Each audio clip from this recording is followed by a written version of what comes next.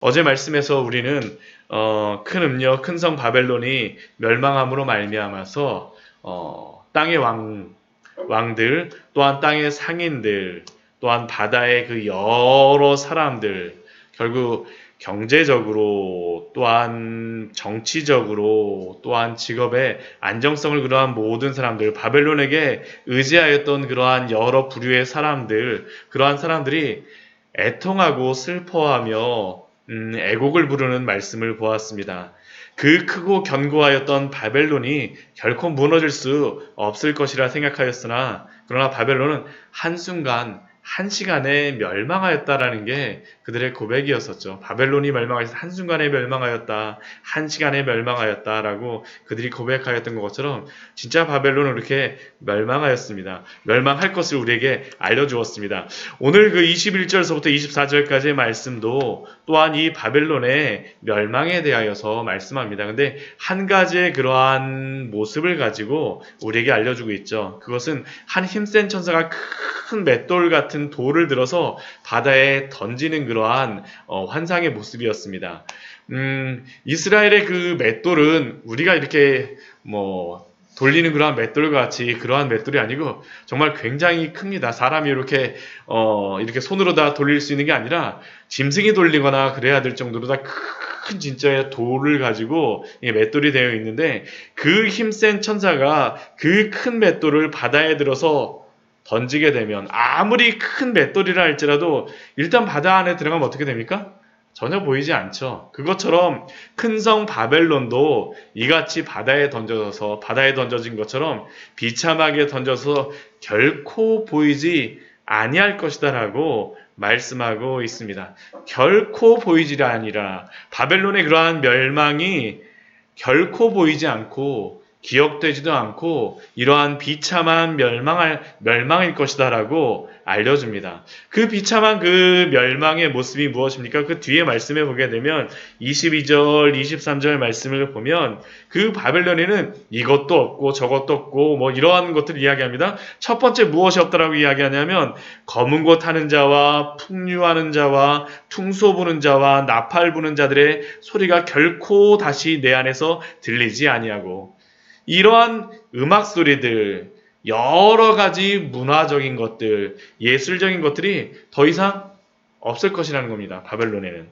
또한 무엇이 없습니까? 어떠한 세공업자든지 결코 내 안에서 보이지 아니하고 이 세공업자라는 것은 다른 것이 아닙니다. 세상의 직업과 경제활동의 바탕이 되는 어떠한 기술자들, 기술의 그러한 발전도 더 이상 이 바벨론에는 없을 것입니다. 문화도 없고 예술도 없고 기술의 발전도 없고 또 무엇도 없으니까 맷돌 소리가 결코 내 안에 들리지 아니하리니 이것은 일반적인 그러한 생활 밥을 먹으려면 항상 맷돌을 갈아갖고 그러한 것들을 그들이 밀가루를 만들고 해야 되는데 더 이상 그런 것들이 보이지 않는다는 것은 일반적인 생활과 삶의 영위가 더 이상 바벨론에서 이루어지지 않을 것이라는 겁니다. 또한 그곳에는 무엇도 없으니까 등불빛이 결코 비치지 아니하고 빛이 없게 되면 어떠한 활동들이 없다라는 것을 말씀해 주죠. 또한 그 뒤에 신부의 음성이 결코 그 안에서 들리지 아니하리로다.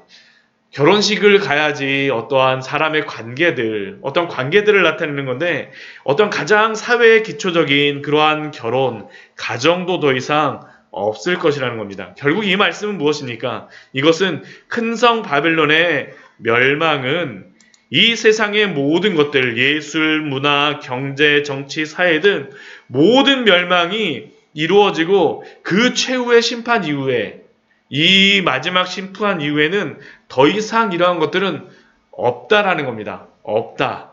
완벽하게 멸망할 것이다. 완벽하게 멸망할 것이다 라는 것이 바로 오늘 18절 말씀 바벨론의 멸망에 대한 그러한 우리에게 알려주시는 그러한 교훈이죠. 왜 바벨론이 멸망합니까? 내 복술로 말미암아 우상 숭배로. 또 24절 말씀을 보면 죽임을 당한 모든 자의 피로 말미암아 결국 선지자들과 또한 성도들과 땅에 죽임을 당한 그러한 모든 자들의 피, 하나님의 성도들을 박해하고 핍박한 것을 향하여서 하나님께서는 이렇게 아무것도 보이지 않게 이 세상의 심판이 임할 것이다 라고 하나님이 말씀하여 주십니다. 무서운 것이죠. 더 이상 세상에는 어떠한 소리도 들리지 않을 것입니다. 최후의 심판 후에는 아무것도 없을 것입니다. 그러면 이러한 마지막이 임하고 있을 때, 바벨론의 이러한 멸망이 임하고 있을 때 성도들은 또한 하늘에서는 하나님의 그러한 백성들에게는 무엇이 임할까요? 오늘 19장 이후에 19장에서 말씀하는 것이 바로 그것이죠. 다른 것이 아닙니다. 어린 양의 그러한 결혼식이 이후에 있을 것을 우리에게 알려주고 있습니다. 먼저 그 19장 이후 그 1절 말씀서부터 보게 되면 세 번의 할렐루야의 그러한 찬양이 나옵니다. 앞에서는 땅의 왕들과 또한 땅의 상인들과 또한 바다의 사람들이 애곡을 불렀는데 하늘에서는 무엇이냐면 아멘 할렐루야라는 그러한 찬양이 울려 퍼집니다. 우리 19장 1절 말씀을 보게 되면 하늘의 허다한 무리들이 찬양을 합니다. 무엇이라고 찬양합니까? 할렐루야, 구원과 영광과 능력이 우리 하나님께 있도다. 하늘에 계신 하나님의 그러한 구원에 대하여서 하늘의 허다한 무리들이 찬양을 합니다. 또한 그 찬양의 제목은 또 다른 찬양의 제목이 있습니다. 구원에 대한 찬양이 있지만 또한 하나님의 심판에 대하여서도 찬양합니다. 그의 심판은 참되고 의로운지라. 하나님의 그러한 구원의 은혜를 찬양할 뿐만 아니라 하나님의 그 공의가 드러나는 것을 향하여서도 찬양하죠. 그의 그 심판이 참되고 의롭고 음행으로 땅을 더럽게 한 그 큰 음녀를 심판하신 것들, 자기 종들의 피를 그 음녀의 손에서 갚으셨던 것들이 또한 이 하늘의 허다한 무리들의 찬양의 제목입니다. 할렐루야, 할렐루야. 두 번째 할렐루야를 외치면서 그들은 찬양합니다. 그런데 여기서 저희가 이 심판을 할 때 이렇게 심판을 한다라고 되어 있습니다. 그 연기가 세세토록 올라가더라. 이것은 어떤 의미겠습니까? 심판이 영원히 지속된다라는 것을 우리에게 알려주고 있습니다. 앞에 있었던 그러한 바벨론의 심판의 연기가 영원히 세세토록 하나님의 그 구원의 그 은혜가 영원한 것과 같이 하나님의 심판도 영원할 것을 우리에게 알려줍니다. 어떠한 사람들은 영혼이 멸절되어서 죄인들의 영혼이 멸절되어서 영원히 사라진다라고 생각하거나 혹은 어떠한 사람들은 연옥과 같이 죄값을 치르는 곳이 있다라고 해서 어느 순간 다시 그 천국에 갈 것이다라고 주장하는 그러한 주장도 있지만 그렇지 않습니다. 그 연기가 세세토록 그 심판도 영원할 것입니다.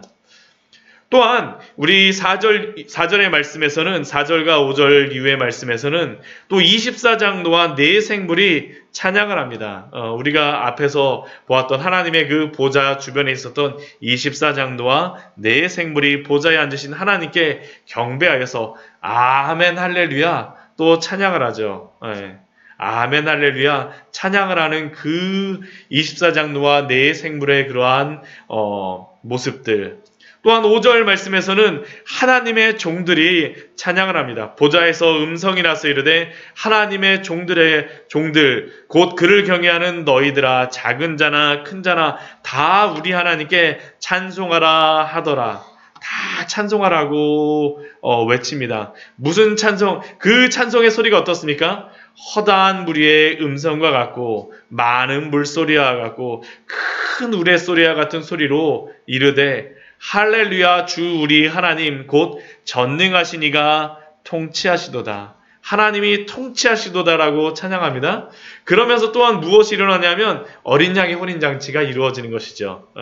어린 양의 혼인잔치가 이루어집니다. 우리가 즐거워하고 크게 기뻐하며 그에게 영광을 돌리세. 어린 양의 혼인기약이 이르렀고 그의 아내가 자신을 준비하였으므로 어린 양의 혼인잔치가 하늘에서는 막 울리는 것이죠.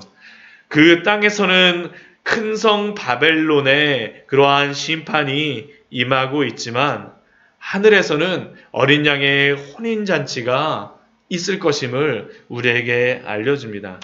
그러면 신랑 대신 어린 양이 있으면 그 아내도 있어야 되겠죠. 그의 아내도 또한 그 뒤에 보면 나와 있습니다. 그의 아내가 자신을 준비하였으므로. 그 아내가 준비하였던 그 준비가 무엇입니까? 우리 8절 말씀을 보면 그렇게 말씀합니다. 깨끗한 세마포 옷을 입도록 허락하셨으니, 그 신부가 준비할 것은 다른 것이 아니라 깨끗한 세마포 옷을 입은 그러한 모습입니다. 이것은 어린 양의 혼인잔치에 참여하는 그러한 사람들이 갖춰야 될 것입니다. 그 신부는 누구겠습니까? 바로 하나님의 교회와 성도들이죠. 하나님의 교회와 성도들입니다. 하나님의 교회와 성도들은 다른 것을 준비하는 것이 아니라 깨끗한 세마포 옷을 입을 것을 필요로 합니다. 우리가 앞에서 큰 성 바벨론을 보았습니다. 근데 큰 성 바벨론은 또 무엇이라고 설명이 되어 있었습니까?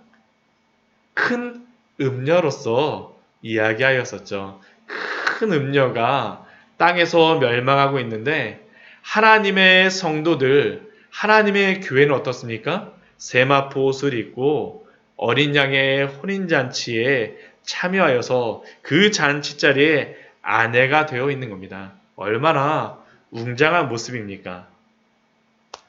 어제 저희 이모님이 소천을 엊그저께 하셔서 밤에 제가 좀 다녀왔습니다. 수요일에 끝나고 나서 다녀왔었는데, 근데 가서 좀 늦었지만 가서 뵀었는데 이모님이 굉장히 고생을 많이 하신 분이에요.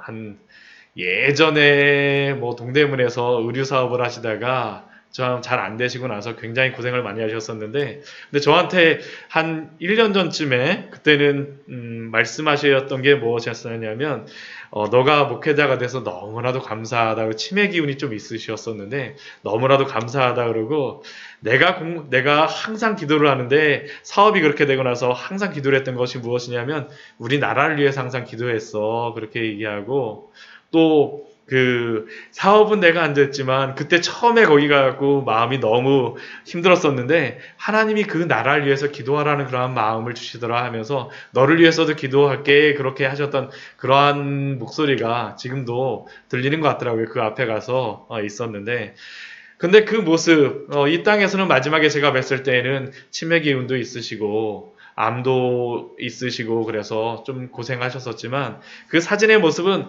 너무나도 밝고 너무나도 웃는 모습이 저에게는 너무 인상적이었습니다. 그러면서 오늘 말씀을 준비하면서 그 생각이 나더라고요.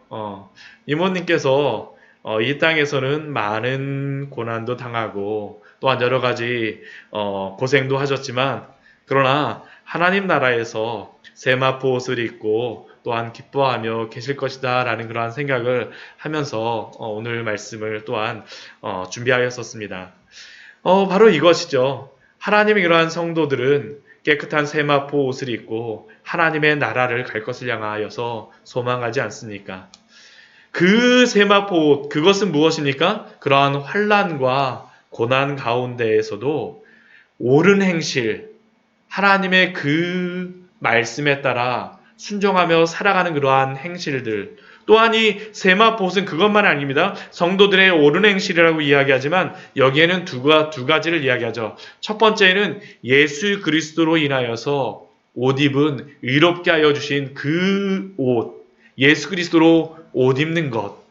또한 두 번째 것은 무엇이겠습니까? 예수 그리스도로 옷 입은 성도들은 또한 이 세상 속에서 하나님 나라를 소망하며 또한 거룩하게 살기를, 영원한 나라를 바라보며 영원히 그렇게 살기를 소망하며 살아가지 않겠습니까? 바로 이것이 깨끗한 세마포 옷을 준비하며 있는 것입니다. 이 땅에서 그렇게 어린 양의 혼인잔치를 기대하며 살아가는 자들, 9절 말씀을 보면 이 어린 양의 혼인잔치를 기대하며 소망하며 또한 청함을 받은 자들은 복이 있도다라고 말씀합니다. 이 어린 양의 혼인잔치, 이 결혼식은 다른 것이 아닙니다. 우리는 그러면 이 땅에 살고 있는 우리는 어떠한 존재일까요? 이 혼인잔치로서 말씀하는데 우리들도 혼인잔치에 분명히 들어갈 것입니다. 이게 왜 그러냐 하면 이스라엘의 그러한 혼인은 결혼식을 앞두고 혼인으로서만 끝나는 것이 아니라 1년 전쯤에 약혼식을 행합니다. 약혼식. 약혼식을 행하게 되면 반드시 결혼할 것이다라는 그러한 약속이 있는 것이죠. 마리아와 요셉이 약혼을 하였던 것처럼 비록 아직까지 같이 한 집에 살지는 않지만 같이 동거하지는 않지만 반드시 결혼할 것이다라는 그 약속이 바로 약혼 시간에 있는 것입니다. 우리가 예수 그리스도를 믿고 구원을 받았고 이 땅에서 하나님의 교회에 속해 있다라는 것은 무엇이겠습니까? 하나님의 약혼한 자들로서 이 교회 안에서 있는 것이죠. 그리고 이 땅 안에서 우리는 무엇을 소망합니까? 하나님의 나라에 가서 영원한 하나님의 어린 양의 혼인잔치에 있을 것을 기대하며 소망하며 살아갑니다. 이 땅에서는 약혼한 자들로서 하나님의 나라에서 영원한 혼인잔치에서 영원한 신부로 있을 것에 대한 소망함이 바로 이 땅에서의 삶입니다. 하나님이 주신 그러한 엄청난 그러한 은혜죠. 오늘 10절 말씀에서 보게 되면 이러한 말씀들을 그 사도 요한이 다 듣고 나서 이러한 이야기를 하였던 어떠한 존재에게 사도 요한이 이렇게 엎드려서 경배하려고 합니다. 그러자 그 존재가 사도 요한에게 무엇이라고 얘기하냐면 나는 너희들과 같은 그러한 종이다라고 이야기합니다. 나에게 경배하지 말라라고 말해요. 그리고 무엇이라고 이야기하냐면 오직 하나님께 경배하라라고 말씀하죠. 결국 우리가 이 땅 안에서는 다른 것들을 경배하거나 다른 것들을 높이는 것이 아니라 오직 누구만을 우리가 경배하며 높여야 되겠습니까? 오직 하나님만을 경배하며 높여야 되는 자들입니다.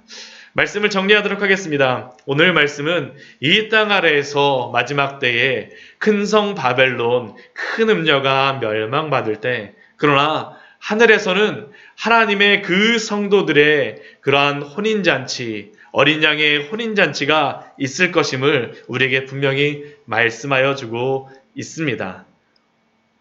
오늘 그러나 우리는 약혼한 자들로서 이 땅에서 살아갑니다. 오늘도 그 나라, 영원한 어린 양의 혼인잔치를 기대하며 소망하며 그 나라를 바라봄으로 오늘도 믿음으로 세마포 옷을 입고 거룩하게 살아가시는 우리 귀한 성도님들 되시기를 축원드립니다. 같이 기도하도록 하겠습니다.